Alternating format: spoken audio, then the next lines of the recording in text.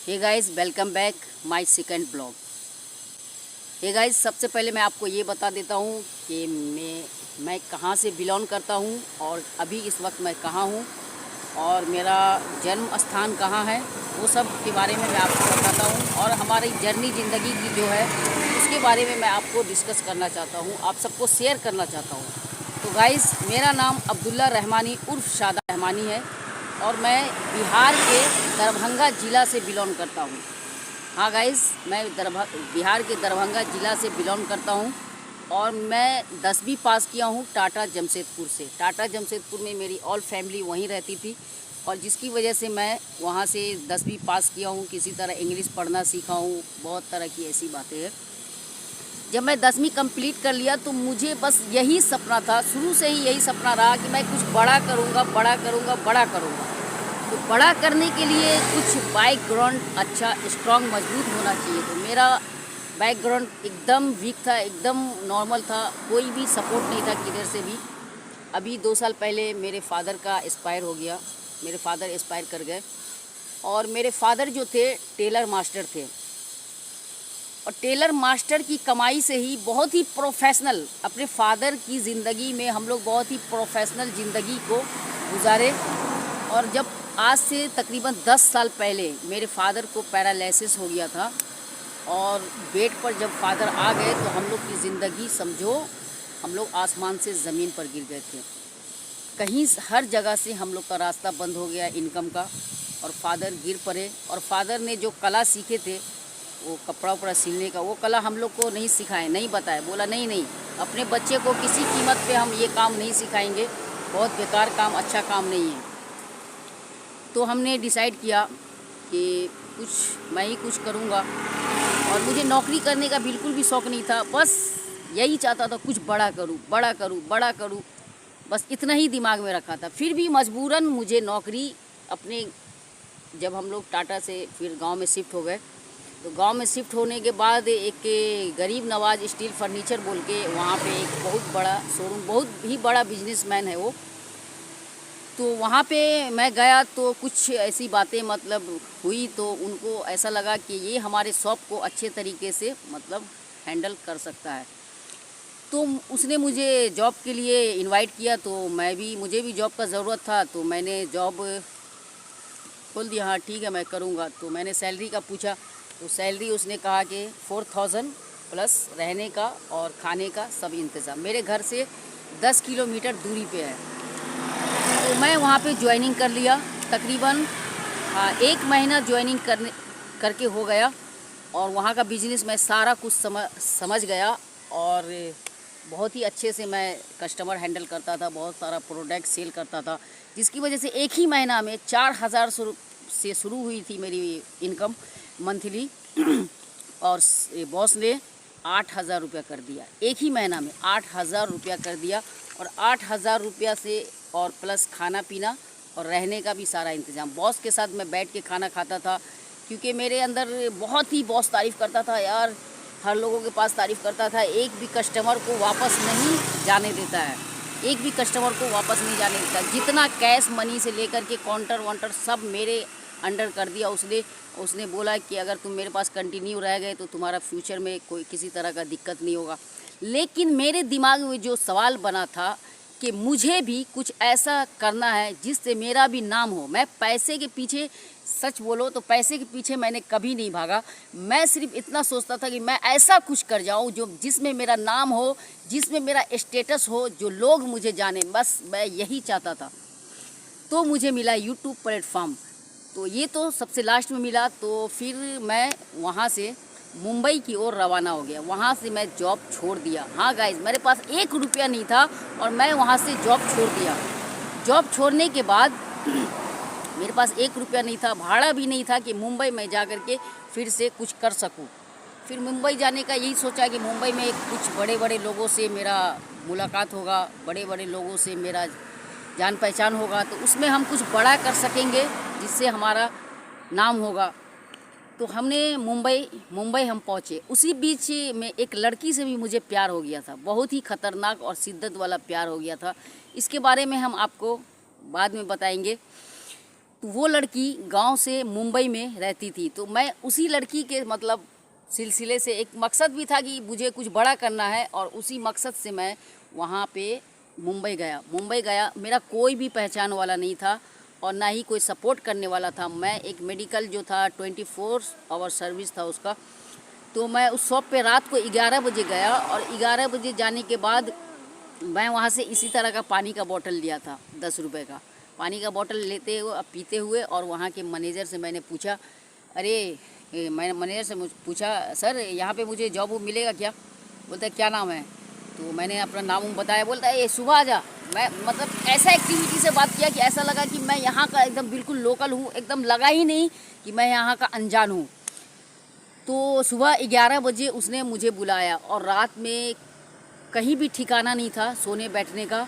तो मैं स्टेशन पे ही, रेलवे स्टेशन मुंबई सेंट्रल है, वहीं पर ही बैठ करके और मैंने पूरी रात गुजारा, और सुबह जा कर के उस नौकरी को ज्वाइन किया। नौकरी को जब ज्वाइन किया तो मैंने पूछा कि रहने का भी कुछ हो जाएगा?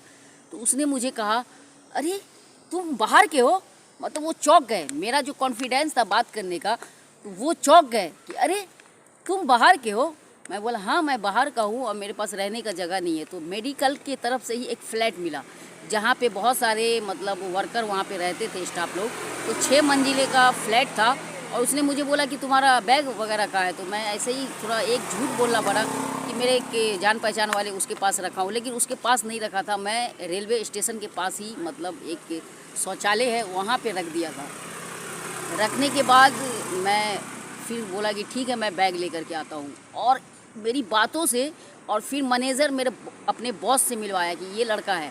जब बॉस मेरे से बात किया और मैं उससे बात किया, बॉस इतना खुश हुआ। उसी टाइम रमज़ान का भी महीना, 10-15 दिन के बाद रमज़ान का महीना शुरू होने वाला था, और मेरे पास से 200-300 रुपये थे। उसके बाद एक भी रुपया नहीं था, और खाने के लिए भी बहुत दिक्कत। तो किसी तरह मैं जॉब पे लग गया, और जॉब लगने के बाद मैं शिफ्ट हो गया उस घर में जहाँ पे। उसके बाद शिफ्ट होने के बाद 1-2 दिन काम किया। फिर बॉस को मैंने बोला, बॉस मेरे पास पैसे वैसे नहीं है। तो बॉस ने मुझे 3,000 रुपया, हाँ यार 30,000 रुपया, उस बॉस का नाम था जावेद भाई ने मुझे 3,000 रुपीज़ दिया। और उसी तरह से फिर मैं काम पे लग गया। मेरा काम था जो मेडिकल का जो दवाई में बारकोड लगता है, उस बारकोड लगाना और ड्रॉ में मतलब डिस्प्ले करना। जब मैं ये सब करता रहा, और मुझे कंप्यूटर का थोड़ा बहुत पहले से नॉलेज था, जो मैं गरीब नवाज स्टील फर्नीचर में काम करता था वहाँ से नॉलेज था। तो मैं कंप्यूटर, जो कस्टमर आते थे देखते थे सेल्समैन लोग कुछ दूसरे चीज़ में बिजी है, तो मैं जा कर के वहाँ पे कस्टमर हैंडल कर लेता था। तो सेठ मुझे आया और बोला तुम कंप्यूटर चला लेते हो? हम बोले हाँ।